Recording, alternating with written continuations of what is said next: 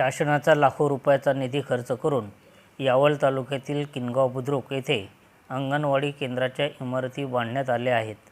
मात्र प्रत्यक्षात त्या इमारतीचा वापर होत नसल्याने अंगणवाडी परिसरात मोठ्या प्रमाणात घाण व अस्वच्छता निर्माण झाली आहे. अंगणवाडीचा वापर होत नसल्याने चोरट्यांनी अंगणवाडीचे दरवाजे व खिडक्या चोरून नेले आहेत. काही इमारतीचा गैरवापर होत असून त्या ठिकाणी पत्त्याचा डाव खेळला जात असल्याचा आरोप सामाजिक कार्यकर्ते मोहन रमेश पाटील यांनी केला आहे.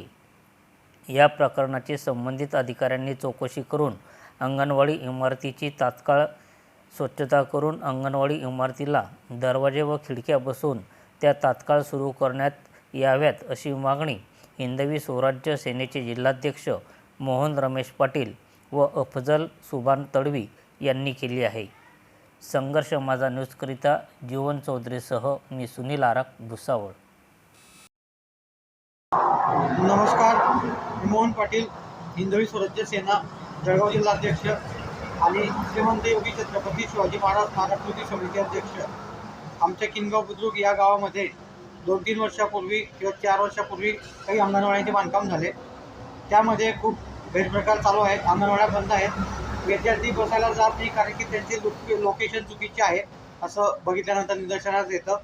पत्त्याचे जुगार तिथे चालतात आणि आमचा तोच उद्देश आहे की जो विद्यार्थ्यांसाठी, लहान मुलांसाठी त्यांच्या हक्काचं ठिकाण होतं ते त्यांच्याकडनं हिरावून घेतलेलं आहे. त्यासाठी आम्ही ग्रामसेवक यांना भेटलो तर त्यांचं ओरली उत्तर असं होतं की त्या अंगणवाड्या कोणी बांधल्या त्यांना माहितीच नाही. त्यामुळे आम्ही गट विकास अधिकारी यांच्याकडे, ग्रामसेवकांकडे पत्र दाखल केलेलं आहे.